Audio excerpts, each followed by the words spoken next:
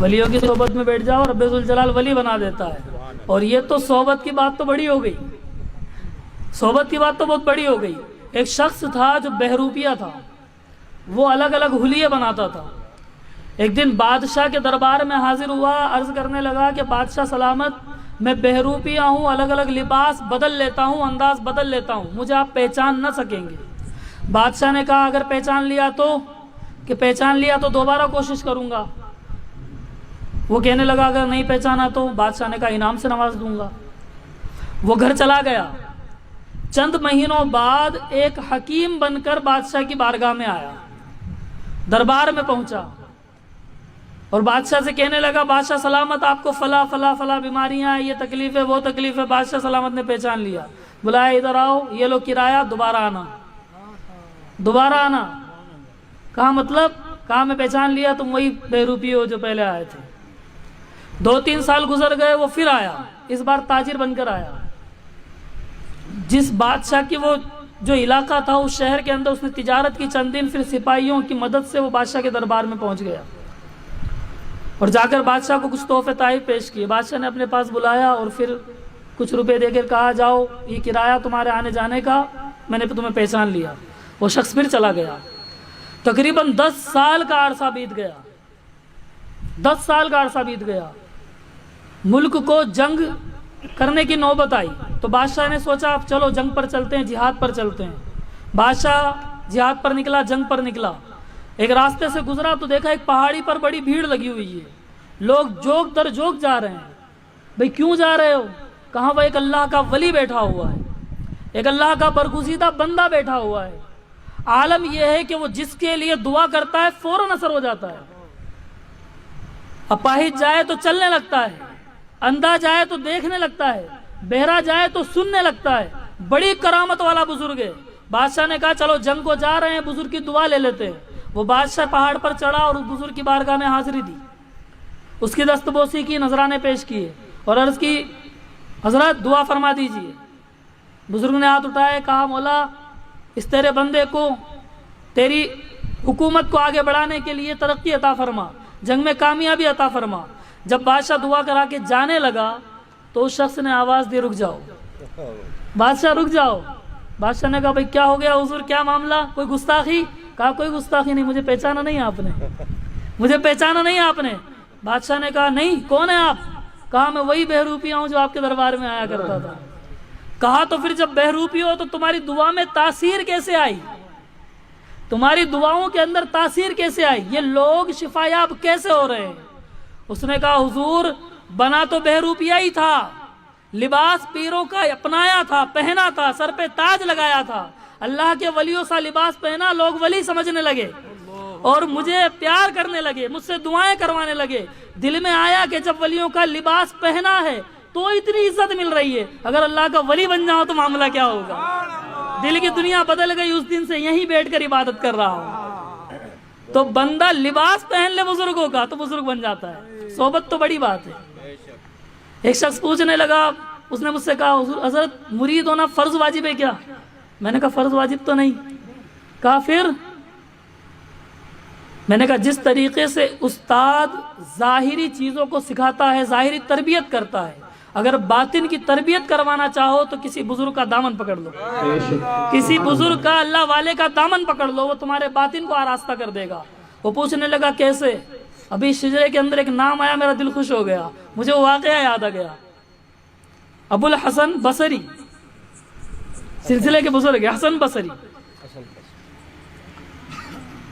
آپ بڑے بزرگ تھے، پائے کے بزرگ تھے، اور ساتھ ہی میں اس شخص کا بھی نام آیا، اس ذات کا بھی نام آیا جو آپ کے خلیفہ بنے، حبیب عجمی۔ یہ کون تھے؟ حبیب عجمی سود کا کاروبار کیا کرتے تھے، سود کا کاروبار، بڑی ترقی تھی کاروبار کے اندر۔ حضرت حسن بصری سے جب بھی ملاقات ہوتی آپ فرماتے وقت ہے توبہ کر لو، وقت ہے توبہ کر لو۔ ایک دن حبیب عجمی نے پوچھا کہ معاملہ کیا ہے؟ وقت ہے توبہ کر لو، وقت ہے توبہ کر لو۔ کہا جس دن توبہ کا دروازہ تمہارے لیے بند ہوگا اور رب کی پکڑ آئے گی تو کوئی بچا نہ سکے گا۔ فرمایا ان بطش ربک لشدید، اس رب کی پکڑ بڑی مضبوط ہے، پھر ساری کائنات کی طاقت بھی نہ بچا سکے گی۔ لیکن جب مال آ رہا ہوتا ہے نا تو بندے کو اچھا لگ رہا ہوتا ہے. اچھا معیار بھی وہی ہے. ایک شخص مجھ سے کہنے لگا حضرت مرید بنا لیجئے. میں نے کہا کہ مجھے اجازت و خلافت نہیں, میں مرید کیسے بنا سکتا ہوں؟ جاؤ کسی بزرگ کی بارگاہ میں جاؤ, میں مرید نہیں کر سکتا. ہاں پیر بنا سکتا ہوں. مرید کا تو آپشن خالی نہیں, پیر کا آپشن خالی ہے. پیر بنا سکتا ہوں. کہا تو حضرت پیر ہی بنا لیجئے. میں نے کہا پیر بنانے کے لیے رب کو راضی کرنا پڑے گا.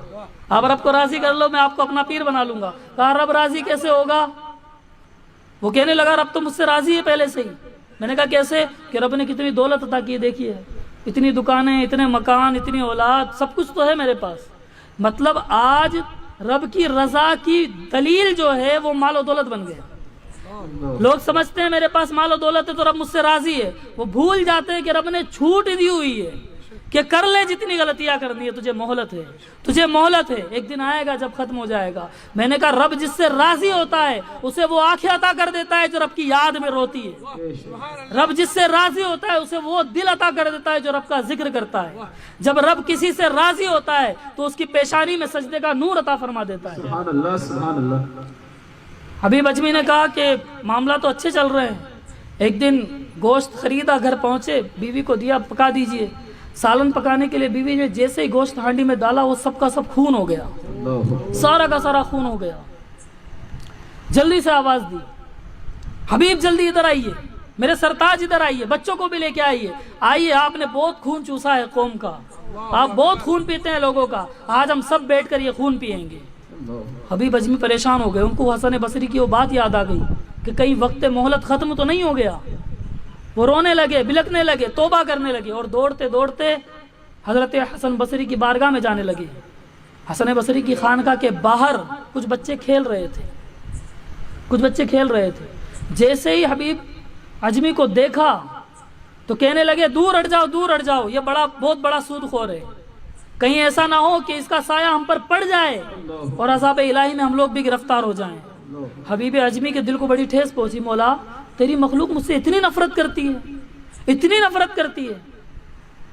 حبیب اجمی دوڑے دوڑے حسن بصری کی بارگاہ میں پہنچے. عرض کی حضور آج تو بڑا مسئلہ ہو گیا, مجھ سے خطا ہو گئی ہے. میں وعدہ کرتا ہوں آج کے بعد سود کا کاروبار نہیں کروں گا, جتنا لیا ہے وہ سب لوٹا دوں گا. میرے سارے گناہوں کی میں بخشش چاہتا ہوں, توبہ کرنا چاہتا ہوں. حسن بصری نے فرمایا مبارک ہو, مجھے تیرے چہرے پر شرمندگی نظر آتی ہے, اللہ رب العزت تیری توبہ کو قبول کر لے گا. جب یہ سنا تو حبیب تسلی ہوئی. آپ اٹھ کر جب باہر نکلے تو وہی بچے جو پہلے کہہ رہے تھے دور ہو جاؤ, پھر کہنے لگے دور ہٹ جاؤ, دور ہٹ جاؤ.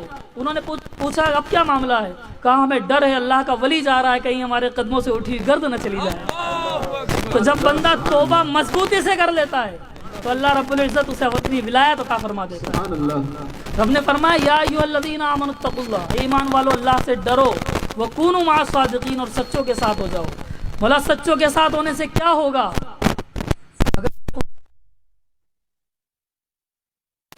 زیادہ ڈرے گا. وکونوا مع الصادقین, اب اللہ سے ڈرو اور سچوں کے ساتھ ہو جاؤ. جب تم ان بزرگوں کی صحبت میں بیٹھو گے تو اللہ رب العزت تمہارے دل میں تقویٰ پیدا کر دے گا. اور جب تقویٰ مل جاتا ہے تو کیا ہوتا ہے؟ رب نے فرمایا الا ان اولیاء اللہ لا خوف علیہم ولا هم یحزنون. ولیوں کی شان بیان کی کہ ولی کون ہیں؟ جو اللہ کا خوف کرتے ہیں, اللہ سے ڈرتے ہیں, اور اس کے بدلے میں دنیا کا کوئی خوف کوئی غم انہیں مل نہیں سکتا, ان کے دل میں آ نہیں سکتا. آگے بتایا اللہ کے ولی ہوتے کون ہیں؟ الذین آمنوا وکانوا یتقون. اللہ کے ولی ہوتے وہ ہیں جو ایمان لاتے ہیں اور اللہ سے ڈرتے ہیں. پتہ چلے جب بندہ اللہ سے ڈرے تو اللہ اسے اپنا ولی بنا لیتا ہے. سبحان اللہ, اللہ اسے اپنا ولی بنا لیتا ہے. تو پیر اس لیے نہیں ہوتا, وہ اس لیے نہیں ہوتا کہ وہ آپ کے نذرانے لینا چاہتا ہے, وہ اس لیے ہوتا ہے کہ وہ آپ کے دل کی صفائی کرنا چاہتا ہے, آپ کے دل کو آراستہ کرنا چاہتا ہے, آپ کو تیار کرنا چاہتا ہے. کس کام کے لیے؟ اللہ کے خوف کو آپ کے دل میں اتارنے کے لیے.